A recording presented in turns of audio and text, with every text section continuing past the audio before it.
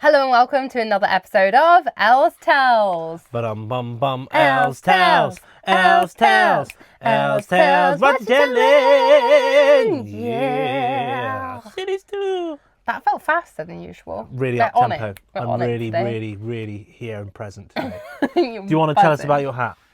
It's Black Spire Outpost. She's a hat girl. She's a hat girly. Yeah, Black Spire Outpost. So Star Wars today. Just like it. I got it on Vinted. I didn't get it while we were there. I wasn't as much of a hat girly when we went to Walt Disney World. When did this become a thing, you being a hat girly? Well, I realised that you can wash your hair less if you wear hats. So Would I start looking good if I wore hats? No. My head's a bit eggish for a hat. No, my head's big. So I actually have extra bone growing on the back of my skull.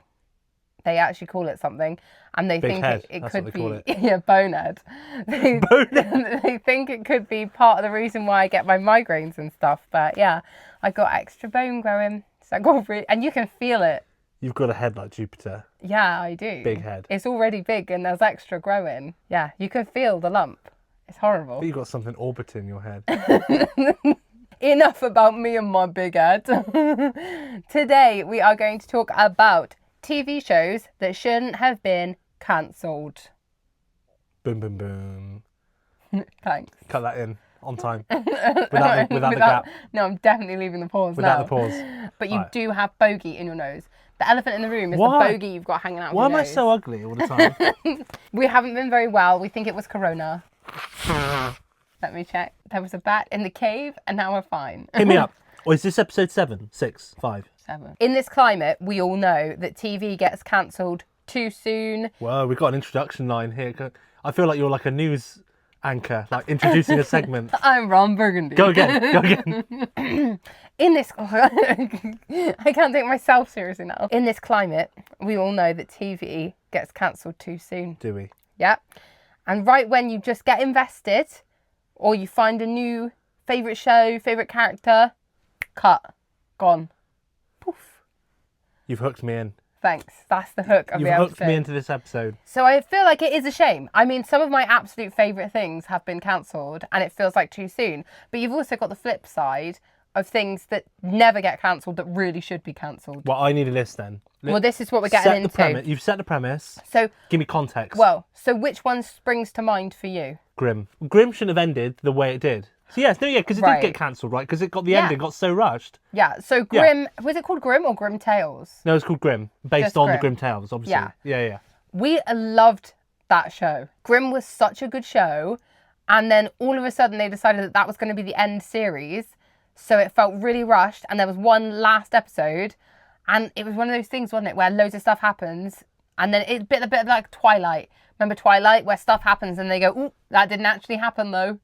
Do you remember? Well, the big fight scene at the end. Oh, in Grimm. Yeah. Oh, yeah, the big monster. What was he called? I don't even remember. I don't remember. It was not. The last season was good. atrocious.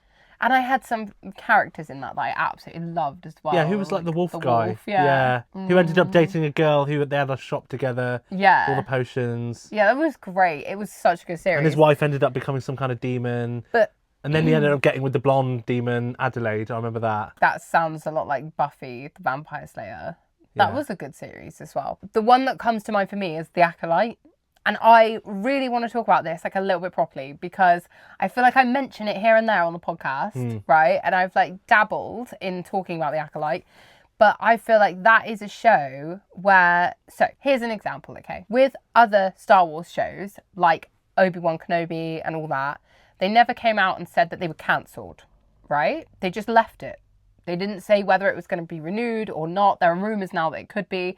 But at the time, they didn't say, right, it's cancelled, we're done. And they haven't done that with a lot of the series. Manny Jacinto came out and did a photo of him and Amandla, like the end shot, and wrote, I think he actually just put a heart on the post or something because there was such a big uproar talking about how The Acolyte's cancelled. And obviously, yeah, you had the two sides of the argument of people loving it, people hating it. And Amandla actually came out herself and said a lot of stuff on her Instagram stories that I thought was really interesting and nice to see someone actually responding because I find that sometimes the Star Wars things get hate and then people will just completely shut it down and ignore it. Yeah, but Ewan McGregor, do you remember oh Yeah. my God, what's her name? Reva, Moses Ingram, yeah. who's amazing, played Reva, got a load of racial hate. Yeah. And Ewan McGregor did a really cool post, which he should have done as executive producer, and said, like, we have none of this here. This doesn't have a place in the Star Wars fandom. That was cool. The point I'm trying to make is The Acolyte as a show has so much more to give. They left the cliffhanger of Darth Plagueis creeping around a corner. They have the cliffhanger of Osha's just gone bad. And I would probably go bad for topless Manchester Tao as well. Like, I understand everyone, all the edits saying that this is what it means to be seduced by the dark side. So funny. The Yoda cameo at the end. People hated on that. Where's that going? No, but I love it. I liked it. Don't get me wrong. Like, and the framing of Master Soul. Yeah. Because Master Venestra framed him. Yes. Cool. I liked all of it. I loved the cover up. Yeah. My take on Acolyte, I really enjoyed it. And some of the fight choreography was some of the best we've ever seen. Oh, yeah. 100%. Certainly since prequels. And if not, I think that was better than the Obi-Wan... I think it is. Anakin Mustafar fight. That big fight between, there's where more, it's him... Yeah. There's more at stake on the Mustafar fight. Like, I get it. It's literally Kenobi versus Vader. But... Yeah, but is there more at stake, though? Or is it, like, 5 Jedi... the one guy who they have no idea who he is? He's literally headbutting their lightsabers and making them not work. I think there's more at stake there. He literally yeets them all. I think it's cooler. It's certainly more like badassery. Even the complete disregard for like the unspoken Jedi combat rules because he just snaps Yord's neck. I always say I like it when people die. It's like don't bring back a character. Marvel is so cheesy for that. Whereas I felt like an Acolyte. Marvel, Star Wars are cheesy for that. Oh no, fair. Somehow Maul returned. Well, I'm not being funny. After being chopped in half. I know everyone takes the mick out of like somehow Palpatine returned, but Maul is suddenly put back together. 100%. People get upset that Palpatine got thrown down a shaft and he's back. Yeah. Maul got chopped in half and thrown down a shaft. Yeah. And everyone's like, best comeback ever. His duel with Kenobi and amazing. I'm like, it's crazy. Dude literally had twice as much bad go wrong with him. I literally think that there is so much hypocrisy in what the Star Wars people say. The way that the Acolyte started as well, I really liked because you weren't sure whether they were going to go with like the twin thing because, you know, in the first few episodes, it's, you know, all this murder mystery, but you don't know if it's actually her who's done it and then you find out it's a twin. But what I like is they didn't drag out, is it her? Is it a twin? They told us pretty quickly, yes, it is a twin.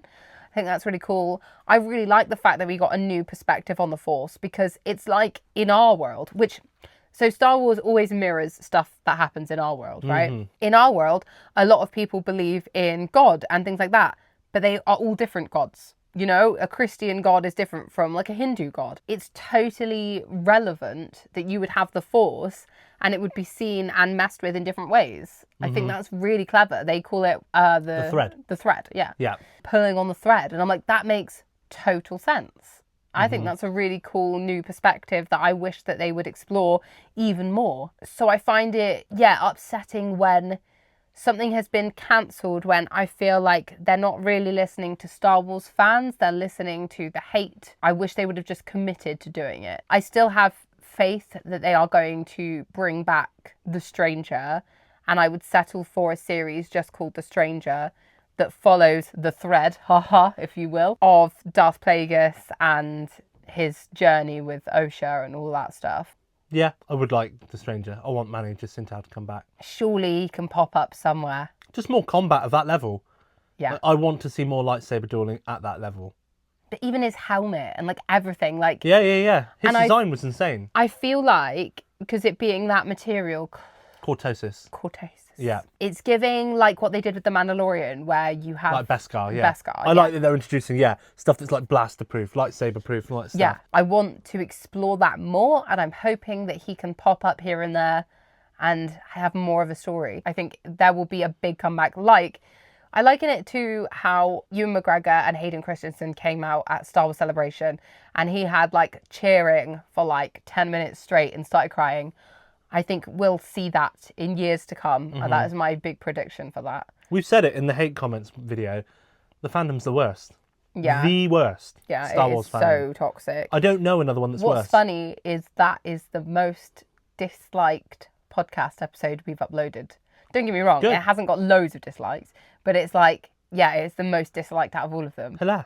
Because we're talking about Star Wars. I just find it interesting. They are the worst fandom. Yeah. So the Acolyte is, one of them. Can we just talk about your outfit? I'm loving your jumper. What? Oh, your jumper's slaying. Thanks. Yeah. Do you want to explain what it is for the podcast? It's a little countryside house thing with a tree. You've made it sound really boring. It's a cute little jumper. Yeah, it's knitted. It's really cute. It is really cute. It's a countryside tree.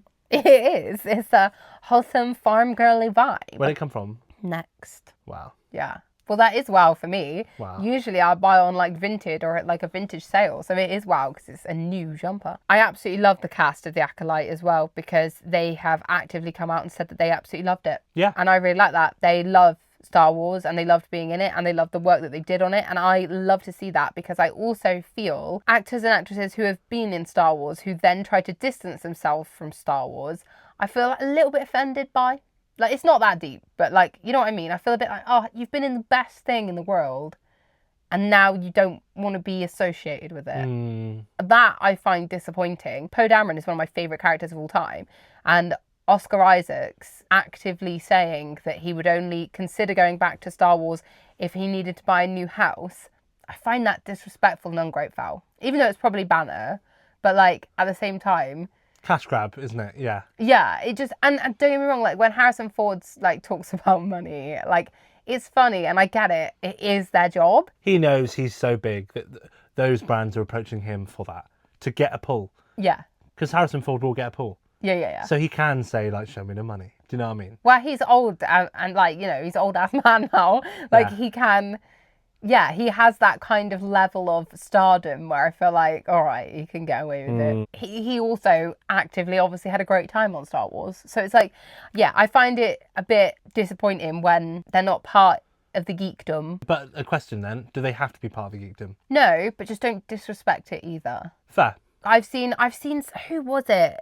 Not Star Wars, but Marvel. Yeah, someone in Marvel was talking about Comic Cons and stuff like that, kind of implying that people are weird and like turning up dressed up and blah blah blah, and I'm like, oh, you just don't get it, so why are you part of it then? I guess though, because it was their job. Their job was to act in a thing. Yeah. They auditioned, No, got I the job as an understand, actor. but I do just think like, you don't need to go on a chat show. No, yeah, and true. like put off the fans who are going to watch it. Yeah, it just feels a bit weird to put them down. Alienates the audience a bit, doesn't it? I just prefer it when they really love it, and you can tell that like Amandla absolutely loves it. She came to Star Wars Celebration dressed up as Padme. But I also like it when you've maybe got someone who discovers that they like it or appreciates it but doesn't love it. I'm thinking like the lady who played Dedra Miro in Andor.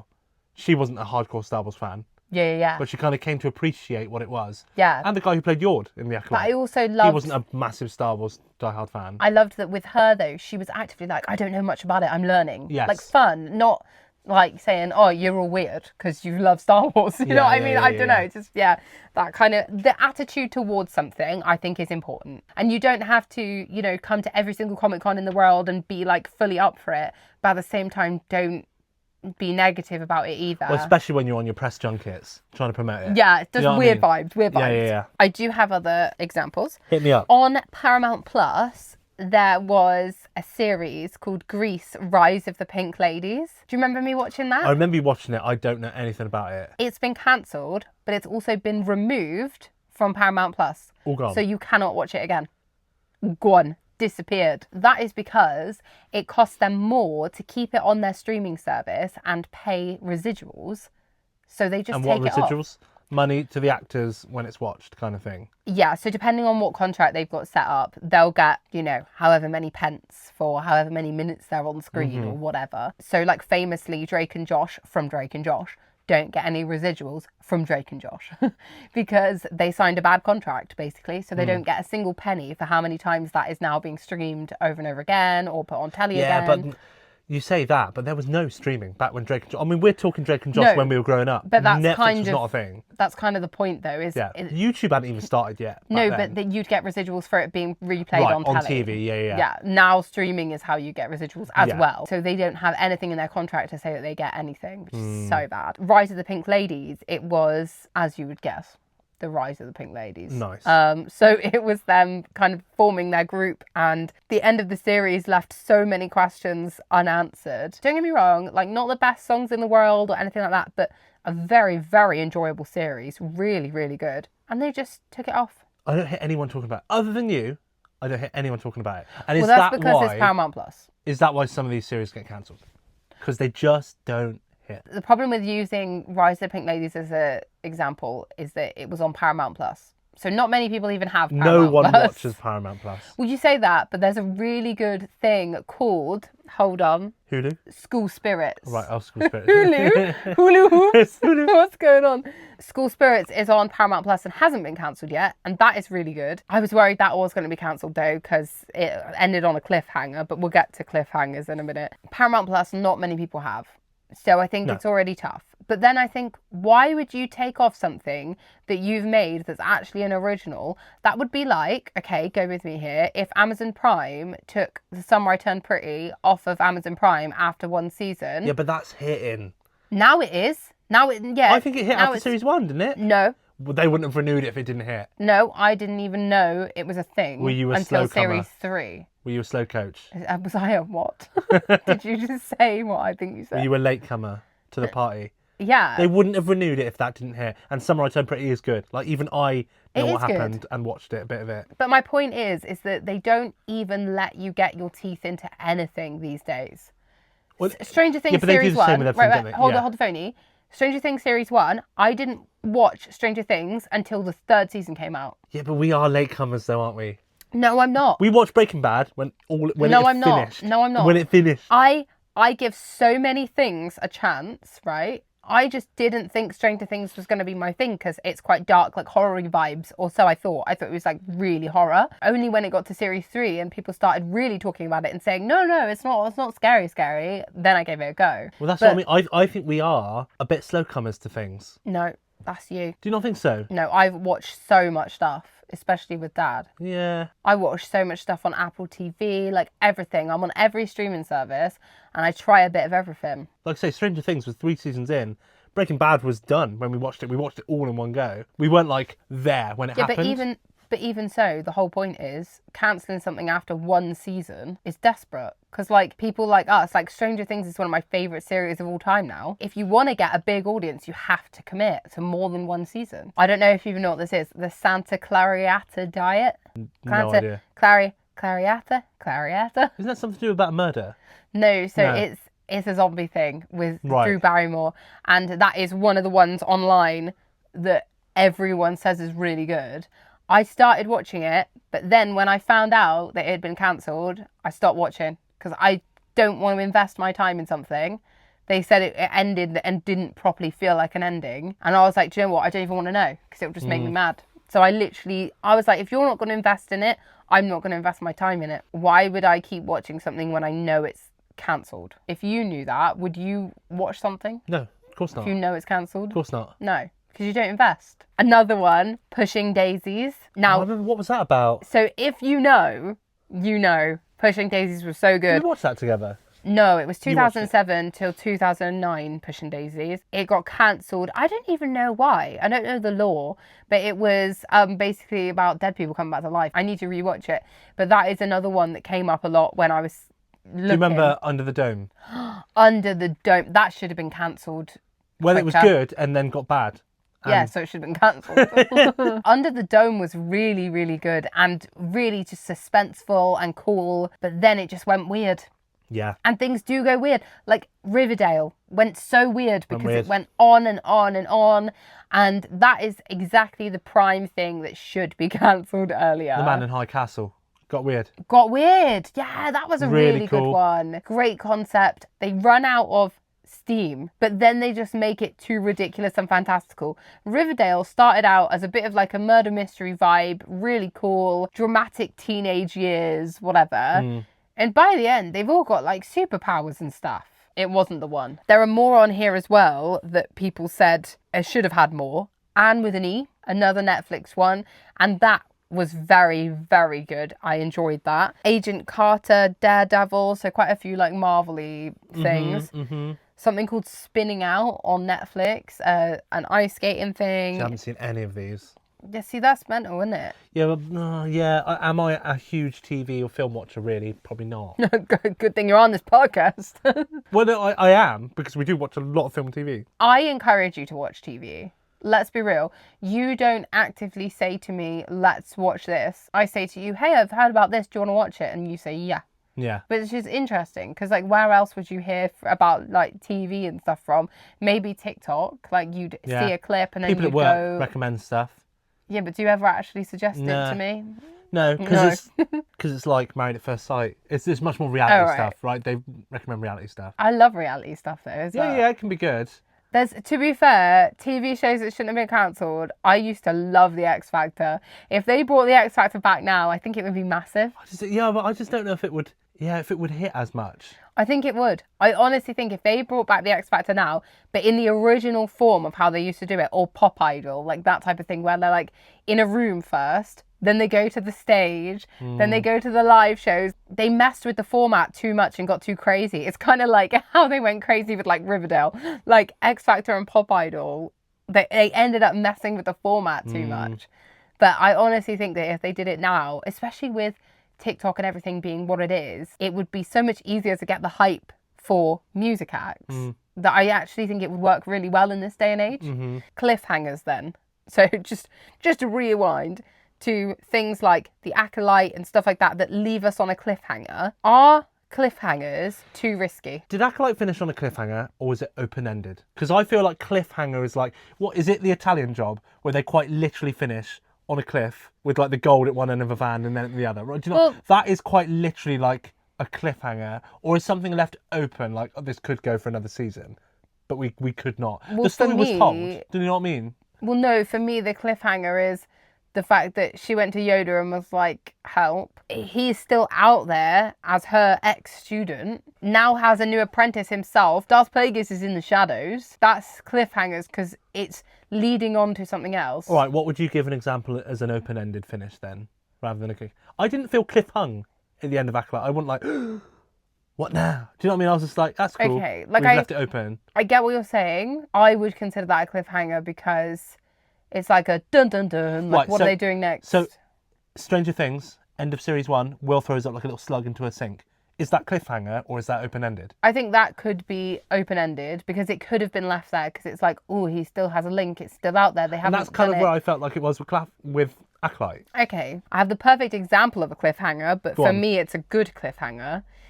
The Gilmore Girls Year in the Life ending. That's a cliffhanger. Rory says, I'm pregnant. That's a cliffhanger. Because it's like... If you're out on the road. It's a EastEnders. Yeah, right. I get you. But is it too risky? Now, with that Gilmore Girls thing, I think that is the perfect place to end, if I'm honest. I don't think we need more Gilmore Girls. Defo. And I love Gilmore Girls.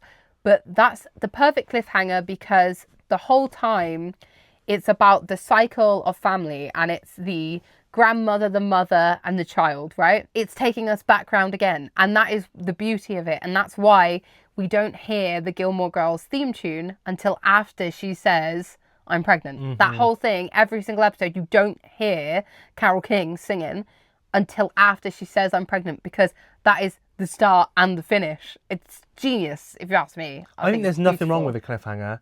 Because, like, if you leave it all... Right, okay, Mandalorian, the 3rd season, finished very happy. I loved it. They got their plot of land. It's all happy. I loved that, see. Din and Grogu living on their little... You know what I mean? By their little riverside house. That's okay, but I would have loved a cliffhanger. Like, no, disagree. You wouldn't have still loved to see, like, little Moff Gideon coming out. But, like, right, which season was it, Mandalorian, where Moff Gideon comes out? I think it was the end of season 1. Yeah. TIE fighter crashes, Moff Gideon comes out of the Darksaber, and it was sick. Like, as much as I was happy with the ending of number 3, I remember finishing the end of season 1, I was like...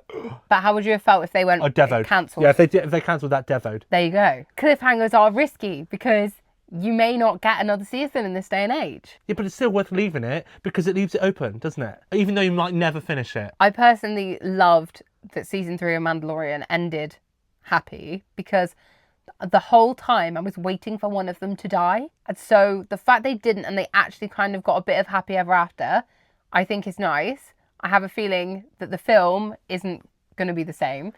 No. So I think it's nice that at the moment we're left on a happy cliffhanger, because realistically, you know we're going to see them again. So in a way, that's also a cliffhanger, because it's not actually a happy ever after, because Grogu's like not that old, and we know he can get to Yoda age. Do you like loose ends? That's the thing, isn't it? Like, it depends what you mean, though, because I don't mind a loose end if they're going to come back and tie it up. You might not get it tied up. That's what I mean. That's a loose end, isn't it? It's the whole point. No, I don't like You them, don't no. like loose ends? No. It's an uncomfortable thing, isn't it? It's like, if I think of like Lord of the Rings, which ended wonderfully, right? You know, them going off into the distant stuff, like, what happens if like Gollum's then creeping around in the final shot? That's going to spoil it, isn't it? Because you're like, oh man, it's a loose end. No, see, I don't mind things like that, where you kind of like do and don't know. So like the Stranger Things example, where Will coughs up like a slug, that's fine, because that for me is more of a, if you don't come back, it doesn't matter too much, because they've defeated the big bad in theory, but it's just a thing of, ooh, it's always lurking. Yes, I like a good loose end, and a good loose end is one that doesn't unravel the whole story that's come before. But It's not don't pointless. Make it pointless. Yeah, Yes, don't make it pointless. Yeah, and that's why I think I have trouble with things like, and it was all a dream. Those kind of things. That's I like a good loose end where I'm like, okay, I see what they could come back to that. The only film or anything like that where there's been a kind of dream thing where you wake up and it was all a dream and it didn't actually happen is Click with Adam Sandler. Yeah, but that was good. That was the point. That was so good. That was the whole point. Yeah, that's what I mean. Because he finds the remote again and he bends it. And that's the whole point. He's learned a lesson. So it still happened, but it didn't happen. Yes. Because he had the remote. So he went through it. Yeah, that's the whole point. But it went back. That's fine. I loved Click. Yes, such a good film. Such a clever film. Any other good cliffhangers that you really went, that's nice? But going from what we just defined as a good cliffhanger, that's why the Gilmore Girls one is good, isn't it? Because it doesn't make the whole of Gilmore Girls before that moment pointless. Yeah. Rory saying she's pregnant in the end is like, cool. That's a really cool loose end. And it could be the start of a new story, but we don't need to see it. Yes. That's the vibes. I totally agree. In terms of like TV shows being cancelled or not, I have the perfect example of a TV show that did it right. Gavin and Stacey. Yeah. Because it's a quality versus quantity situation. Gavin and Stacey was only a few series long, a couple of Christmas specials, and they went, do you know what? We're going to quit while we're ahead and do a finale. And it's literally called the finale, and they've left it. Mm-hmm. And I love that. And I remember Ruth Jones said she wouldn't want to make more, because now that Smithy and Nessa are together, you wouldn't want to actually see them living together and like putting out the bins or like something like, you know, that's never been the point of their story. They're not going to live their family life. And I think that's so true. A case of what would they do now with it? There's no more to tell. Yeah, short and sweet is always the best. And when I think of like mini-series are really good. I know you hate it, but like Chernobyl is regarded as one of the best mini-series of all time. Hands down, all time. I don't hate it because I've seen it. I haven't seen it because I hate that is something stuff, I would like literally implore you and Dad to watch, because like that is touted, and I do think it's Dad's seen it. It's better than Band of Brothers, and Band of Brothers was incredible. And Band of Brothers is again probably one of the best mini-series of all time. But again, would you say Band of Brothers is a mini-series? It is. It declares itself as a mini-series. A HBO mini-series, Band of Brothers, in the introduction. Pretty long for a mini-series, isn't it? It's only 10 episodes. It's one series. Yeah, but then you've got the Pacific and all that as well. Which is another mini-series. And Masters there. Another mini-series. So it's not done, is it? I think short and sweet is best, because if you go too long, you become a meme. Lost, no one says how good Lost is. They just say it's a meme, because it goes on forever. Yes. And then the ending's rubbish. Do you know the other one? Walking Dead. A meme. You go on too long, you become a meme. Walking Dead was good. Should have ended after like 4 seasons. It should have been done with. It was so long. And don't get me wrong, I loved Walking Dead. And I didn't think I would, because I'm not really a zombie girly. But I really enjoyed it for the first few seasons. And then it just started getting more and more ridiculous and a bit more just like pulling teeth. And I gave up after Negan got introduced. And to be fair, long before Negan came along, it was ridiculous. Terminus, the whole... No, I love that. Yeah, but even before that, right? Even before the governor and the prison and him rolling up with a tank. And I'm just like, what? Even it got ridiculous then. I can see that stuff happening. That's fine. I think after the Negan bit, he should have stayed as a baddie, because where it started getting ridiculous is when him and Maggie suddenly started to be like living alongside each other or whatever. He literally just batted Glenn's eyeball. It's just ridiculous. It got meme territory. King Ezekiel talking Shakespearean with his tiger, and who are the current people with the white outfits? Yeah, I don't know. I don't even care. I stopped watching. That's the thing. It's such a meme, and that's the risk. Short and sweet is where it's at. You're saying Gavin and Stacey was perfect.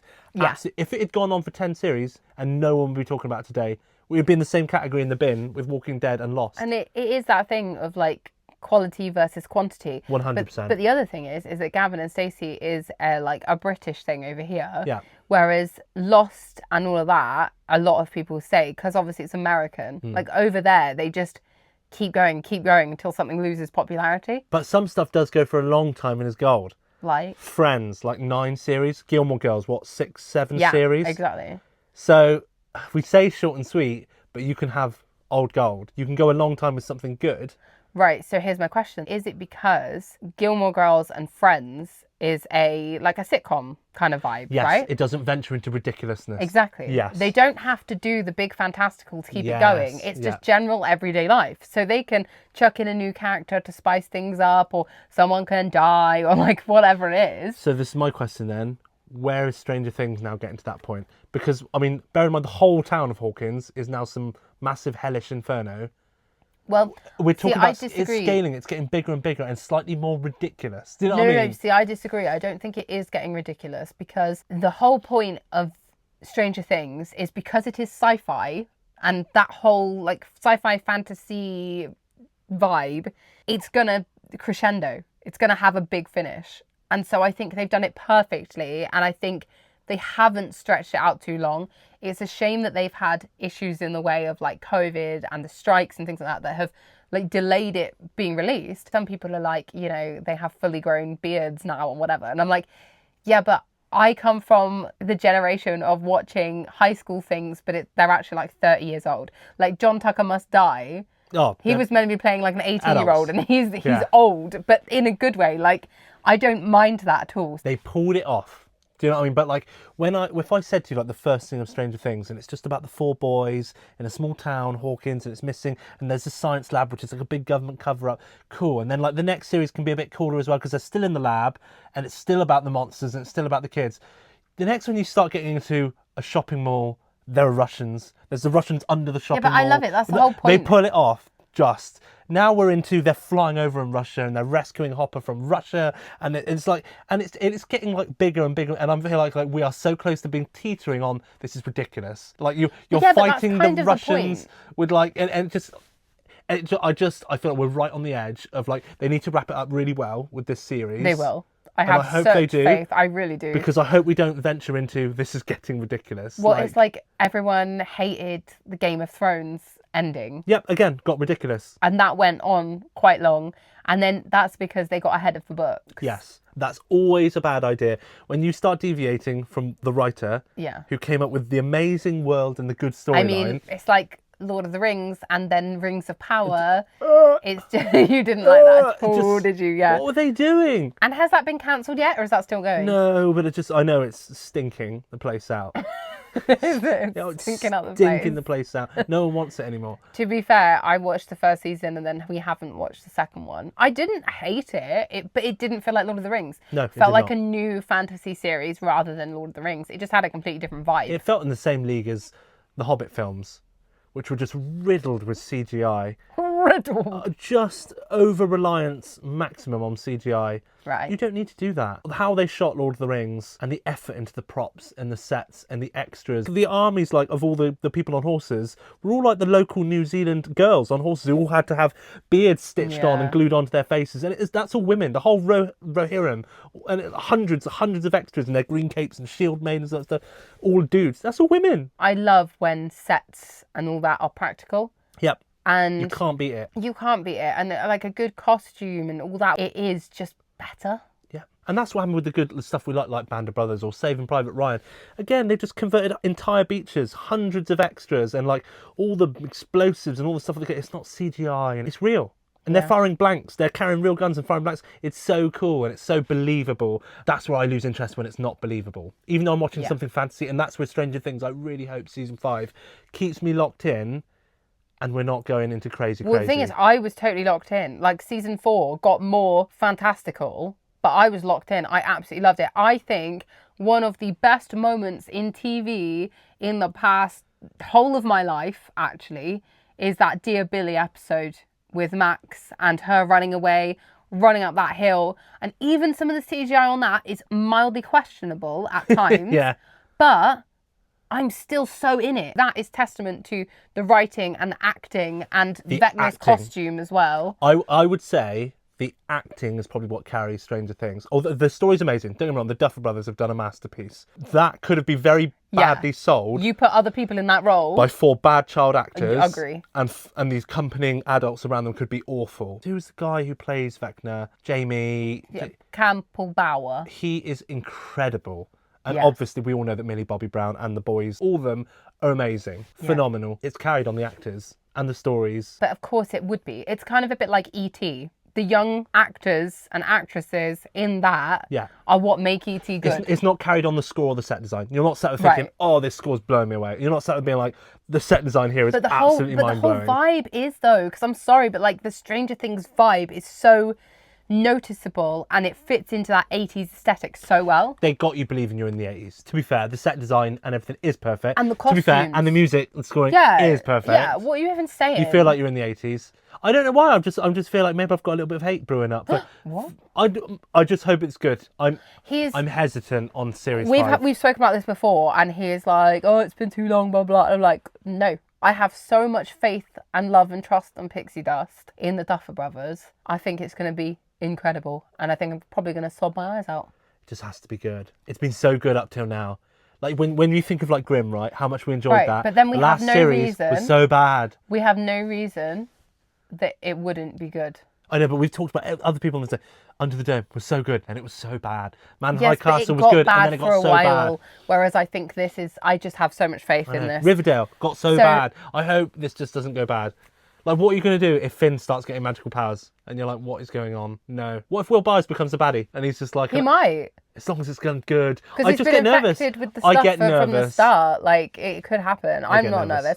But my point is, if Stranger Things was cancelled after 1 season or even 2 seasons, we would not have it as the cultural phenomenon that it has been. Phenomenon. It's a feminine nomenon. It's a Stranger Things nomenon. But seriously though, don't you think, like, Stranger Things really, everyone knows it. It's like the next big thing. Like, when you look back on this period of time, you'll be able to say Stranger Things to anyone of a certain age and they'll know it. Yeah, but you're talking about like not cancelling stuff. They're always going to bin off stuff that doesn't hit. And they kept that going because it hit. We were just late to the party, I think. Sometimes you've got to let things breathe. Right? I think if you watch series 1 of Gilmore Girls, it has a spark, yes, 100%. But you wouldn't necessarily be like, we need another 6 seasons of this. Name your top thing then that got cut off too soon. Well, The Acolyte is 100% my thing that got cut off too soon. Mm-hmm. Also think Rise of the Pink Ladies is one where I feel like it deserved more. Mm-hmm. There was more for it to go. There was unanswered questions, which I hate. That could have ended up being a big phenomenon. But in my opinion, if it wasn't on Paramount Plus, it probably would have done better.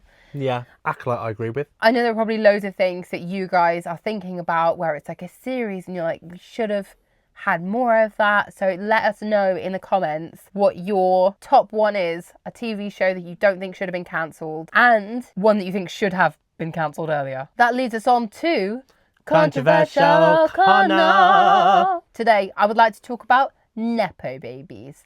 Nepotism. Have you got a problem with Nepo babies? This is what I want to discuss. What is a Nepo baby first? A baby of a very famous person. Someone who basically has a leg up in the industry because, you know, it's like a kid of Will Smith or something, right? Yeah. I think, yes, it's clearly a privilege.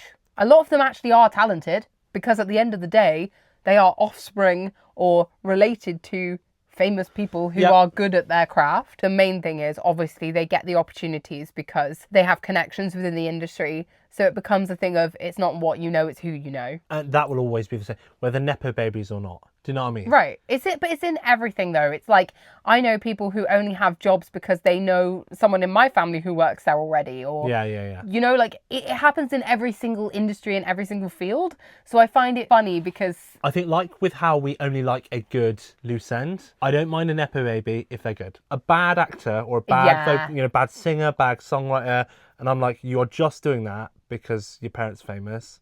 That's annoying. For example, the girlie who plays Hera in live action Star Wars. Right, yeah, is Obi-Wan's wife. Is, Ewan McGregor's wife. But... Was she bad? No, she's great. Yeah, that's what I'm saying. She was incredible. I did not think I didn't know for a single moment that, I was just like, this is Ewan McGregor's wife. Do you know what I mean? 100%. It doesn't really bother me. At the same time, I have heard some Nepo babies saying, oh yeah, well, I'm good at what I do, blah, blah, blah, which isn't necessarily true. All right, They're not necessarily the best for the job. Let's get down to it. Can you think of a bad Nepo baby and can you think of a good Nepo baby? Jaden Smith. Right. His acting was a bit dry. Do you remember he did that film where him and his dad did a film together? It was like a space planet. Yeah, I can't remember what it's called. Precisely, because it wasn't that great. No, it should have been good. Bear in mind, Will Smith, love him or hate him, very good actor, has done some amazing films in his time. But here's the tea though. And that film could have been quite good. In The Pursuit of Happiness, they were both incredible. Incredible. So, I mean, he didn't have much to do, Mike, because he was very young. That was a Will Smith film, not a Will Smith and Jaden Smith film. But, you know what I mean? He was really good. So I understand because they had the natural chemistry there, so it made total sense. Oh no, that's like a generational, incredible film. This other one, he's actually meant to be taking a bit of like a centre stage, and as almost like a bit of an acting called, debut. Planet Earth or something? Planet something, and the problem is the fact that we can't remember it is because it just wasn't that. No, it wasn't. Maybe it was the wrong story. Maybe it was the wrong film for him to come out and do and stuff. Because I think he was quite good in Karate Kid. But that is where I'm like, I'm watching you land these parts in films and stuff because you're Will Smith's kid. That's where I'm like, that's a Nepo baby. Because actually, could that have been a launch pad for another young male black actor to come out of an acting school and do their first big film with Will Smith and then go on to have other opportunities, right? That's why I think if you're doing a Nepo baby film like that, you're taking an opportunity of someone else who could have a big launch pad moment. So I have an example for you. So Lola Young, the singer, she's working late because she's a singer. Oh, but this is where she gets... Hold on. No. So her auntie wrote The Gruffalo. So therefore... That's such a far distant... That's not a tangible string. No. Do you think? Her auntie... Do you share any wealth with your auntie or uncles? No. Yeah, we share money all the time. If we had it... Think about it, right? No. Think about it. Yeah, she has that wealth in her family. Okay. Yeah, but in her family on another side of it. Not directly above her in her parents' line. But then it also comes down to things like the Brit school. Yes. So that's a different thing. Yeah, no, she has then come from she's had a good musical education. A lot of very famous artists have come through Brit school. A lot of British artists seem to come from. Amy Winehouse. Adele. Very, very good. That's all the girlies, but there's also loads of boys as well who came from there. What are we considering a Nepo baby? Do they have to be in the same field? For example, Gracie Abrams. Who's her dad? J.J. Abrams. J.J. Abrams. Does that count? Does that not count? She's a Nepo baby, yeah, 100%. But why? That's exactly the same thing. Because her dad's a massive film director and probably had the opportunities to set her up with musical stuff. But is she a bad Nepo baby? No, I think she's got good tunes. She's good, yeah, got some good tunes. I just don't think, it matters. I think if any of us were in a field and we could help our child or a relative somehow, we'd all do it. And we would all get on it as well. God, if my parents gave me that leg up, I'd be there. Yeah, 100%. I wouldn't care. And I know that the Nepo babies themselves don't care what anyone else thinks of them. So Kim Kardashian's kid. Yes. Did a live at the Hollywood Bowl or something, performance, and was Simba in The Lion King performing Just Can't Wait to Be King. That was not that great. She got absolutely slaughtered on the line, and everyone's like, yo, she's a kid. Chill out. That's where I'd you can't go in on a kid. Do you know what I mean? Well, you just did. Well, I mean, don't get me wrong. There are better kids who could have done better performances. So here's the tea, though, and here's what Kim K said about it. That's not why they got her to do it. I think that's so true. They got her to do it because of who she is, because of who her mum is, traction on the line. That's why I ain't going to dig out Will Smith's kid in Pursuit of Happiness. He's literally a child. That's a Will Smith film. Do you know what I mean? That's and I ain't going to go in on Northwest as a child performance in the thing. I'll comment on your actual, your acting debut as a young adult. However, is that fair to not judge a kid on something that they are doing in a professional field, whether it is Jaden or North or whoever. Because if it was a kid on Broadway, right, who wasn't a celeb, they'd be being told if they were good, bad. There's different standards for kids, isn't there, really? Oh, there's definitely different standards for kids. Yeah. I'm not expecting a massive performance of, you know. Whereas I feel like you can comment on things like J.J. Abrams and Gracie Abrams because they're adults. And she's an adult. And so she would be in a space where she can cope with criticism. Whereas an actual poor child, you imagine being North growing up with everyone being like, you're rubbish, you're awful, don't do that again. And you'd be like, oh, but man. That's hate and trolls online. I mean, you know. I know, but like, you can have critique. I'm going to do that. Do you know what I mean? But then... I did say it wasn't that good because that's factual. It wasn't that great. I would say that to my own kid, though. I've always said if my kid is bad in a play, because I grew up in an Asian family, I grew up being told, that's not that good. That's not that good. And that's not me, like, contradicting myself. I always say the truth. Yeah. I ain't going to go in on a kid and be like, you're awful, don't do that again. But I'll just be like, that wasn't great. So would you see Lily Collins, as in Emily in Paris, Phil Collins' daughter? But she was good, though. Is she a Nepo baby? Well, she is obviously a Nepo baby. Yeah, but is she, though? Because her dad is quite one of the most famous men on the planet. But she was good. Yes, but would that actually help her to land the Emily in Paris role in Netflix? Probably. Your dad's Phil Collins, yeah. You reckon? Well, even but then why is Lola Young? Why are you saying no about Lola Young? Because it's her auntie, not her parents. Nepo babies are children of famous parents. Lola Young is not a child of famous parents. Her auntie. So what about Julia Roberts is the auntie of... Emma Roberts. Yeah, and again, I think that's when you're getting into strange connections. Like, that is just your auntie. I don't think so. Think how close I am with my aunties. That would definitely get me into the industry. It's a difficult one. I don't think it is. I think it counts. I think all it is have they had different opportunities because of links in. Definitely. But no one cares as long as they're good. Because it's like Johnny Depp's daughter, right? Who's done some acting stuff. Lily Rose. Incredible.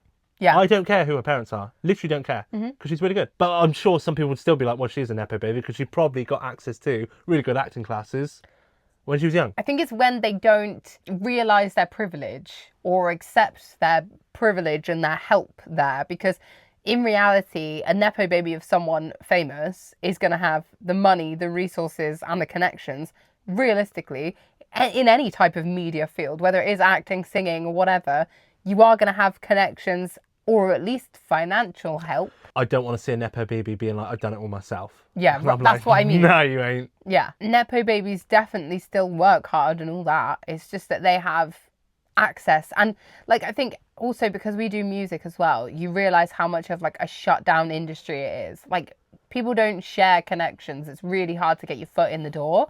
So I think, any sort of... I think that's like that with anything though, like... Yeah, which is what I'm saying with like film and media and TV and all of it. Like, I wish they taught that more at college, at school, at everything. That I wish like someone in college came in and just be like, you will not make it. None of you will.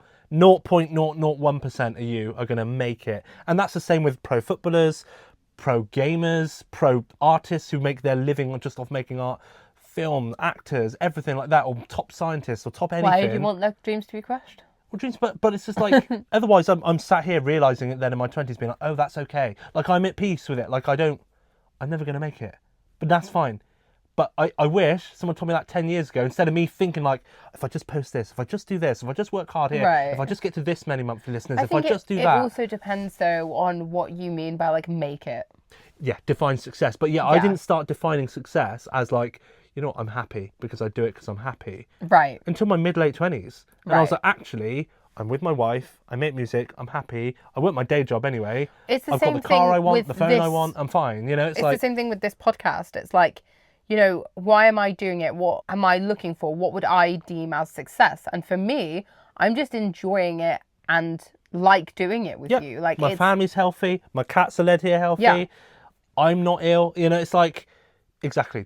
And we'd be having this conversation driving around in our car with a Costa. Yeah, exactly. Anyway. Do you know what I mean? So and so that is success. But I could have had that defined for me 10 years before. Why did it take us so long into the game to realise, oh man, music's really hard? Like, and we've got friends and stuff who are trying to break the industry and they can't. People always tell you right? Music and TV and media and all that is hard. But I think they don't tell you can find different forms of success. You'll be able to use your skills in other things. Yeah. The skills that I learned when we did our music degree, I applied to so many other things in my life. And even just little things that I've picked up on the way, like I did a job where I had to edit videos and now I edit videos. But I also got that job because I'd been editing videos on my own YouTube channel for years. Everything you do in life will have value and it will lead you to success somewhere, but you have to define what you see as success or making it. You'd help so many people by teachers earlier on in life helping people define that. Yeah. Because I'm not, say if like people who've had amazing big careers, lots of people talk about how they cope or struggle with after they've been like pro footballers talk about, what do I do now? Do I go into journalism, commentating on games, going on Talk Sport and all that stuff? Musicians do it as well. They come off the hype of you've been this big noise. You can't release anything anymore that goes into top 100 because it's just it's a different game now. What do I do now? If someone had set them 10, 15 years before and said, actually, success is being happy. Yeah. And you have all these people who struggle with the crash down from fame and all that stuff like that. I just think they should be teaching that so much earlier on. Valuable to not put all of your eggs in one basket. And that's not to say don't try at something and commit, because you definitely need to. For example, you have your job, but you don't do your job, like, yes, you want job satisfaction, but you do your job because you want us to have a nice family life and eventually have kids and have the success that way and find the happiness with us together. But I also think it's nice because we then have music. I have the Disney stuff and all my content. We have different pockets of things that bring us joy. So if one is a bit rubbish, like if your job's a bit rubbish at the moment, then you can find joy like chilling with me or video gaming. Or if the music is getting us down because we've worked really hard at it for years and it's really hard to do anything with it, then you have the job. Yeah, I think it's important to not spread yourself thin, but also not really hyper focus on one thing and make that the be all and end all of your happiness in your life, because that's not probably going to be a massive success. We've gone off topic and we're deep in it, but it's that cheesy thing of enjoying the journey, right? Because if you or I died in 2 weeks' time, you wouldn't be sat there being like, oh, I didn't reach 1 million followers on elz.smart, and I won't be there like, well, we didn't reach 1 million monthly listeners on Spotify. Yeah. I enjoyed going from 10 to 1,000 or 1,200. You know what I mean? I genuinely enjoyed every step of it. Every ridiculous tiny interview on BBC Bristol or the small gigs we did in a pub to 4 people. I actually enjoyed all of that. If it takes me on to arena, great, bring it on. Yeah. But I'm enjoying it up the way, and I'm not thinking success is when I play in an arena full of people. And same with your stuff. It's not when I hit a massive collab and I'm living off this full time. You enjoyed it when Minnie Rocks the Dots, your first collab of a pencil case came. Enjoy the journey. But that's what I'm saying. That should be taught. It should be a journey. Life's a journey. Enjoy that so much more. Yeah. I'm giving my own life advice. I just wish I figured that out. Not when I'm 28, 29, man. But I think it's I would have enjoyed 18 to 28 much more had I realised that happiness is just chilling out. You don't know who you are as a person. No, I know this thing. When you're young, you really think that you know it and you know who you are. And you listen to older people like we are now saying... Just chill out. Everyone when they're older says, oh yeah, I don't know why I was like that. Or, you really should enjoy it while you're young and blah, blah, blah. And I think that is so true. But it's so hard because when you're young, you think, yeah, whatever, old timer. That's it then. Any last parting thoughts? Nepo babies. Don't mind a good one. Don't like a bad one. Yeah. If you've got the opportunity, please don't waste it. Basically. And there'll always be people jealous of it. God, and I will never sit here and be like, I wouldn't be jealous of that opportunity. Sign me up. If I could, if reincarnation is a thing, reborn me as a Nepo baby. 100%. Oh my God, I'll be all over it. Give me the money. I am not fake enough to be sat here being like, oh, I'm not jealous of the opportunity. Of course I'm jealous of the opportunity. Like, I'm not being funny. You see these like artists and they have like home studios and stuff. They can just pop downstairs and go to the studio, But like their kids can just go and mess around in the studio. Whereas we can't do that. Yeah. Get to 18, there's a car on the driveway. Or you go on holiday every year. It's an easier life. Let's not pretend that it's not. It's chill. A Nepo baby is an easier life. And that's the thing as well, is I find it funny when they have the struggle. No, but I find it funny when Nepo babies act like they've had a big struggle. But I'm not going to pretend like they don't have their own struggles, mine. There's different struggles. And they got the pressure of being that person's daughter or whatever. And there's other pressures. I think a lot of people just be like, oh, they got loads of money, that's fine. I know so many people with money who are miserable. And obviously, but I'd rather be miserable in a Maserati. miserable in a Maserati, but that's because we've come from places where there's not been loads of money. Yeah, right. I feel like, and it's always one of those where I'm we sure... We don't understand what it's like. And I think what the people with a lot of money would look at and be like, God, I wish I had a really nice, tight-knit, understanding family. Do you know what I mean? Or that happiness in myself, or that... But do you know what's hard? It's human nature to want what you don't have. That's human nature. Do you know what's hard, though? I now know what it's like to be poor girly. So I want to experience the other side, girly. just for a minute. And don't get me wrong, we're not like, I'm very grateful for what I have, but I would just love to just be a bit rich. That's it, really. I hear stories, like I said, I a story of someone at work. They went out with someone who paid £25,000 just to sit at a table to watch like the Monaco Grand Prix, like cars driving around. Just to sit at the table was £25,000. They're treating it like Monopoly money. Chump change. Yeah. 25 grand just to sit. It's just a different life. That's the kind of rich where I'm like talking about. Like where I could just be like 25 grand, bingo. No problem. Bingo was his name. I want to sit there. Bingo was his name, mate. Right. And yeah, we literally went on such a tangent, but I love it. So thank you very much for watching another episode of Elz Tells. We will be back, or listening actually, watching or listening. We'll be back again every Friday for a new episode. Thank you very much and goodbye. See you next Tuesday. See you next time. See you next Friday. See you next... See you next time. See you next time.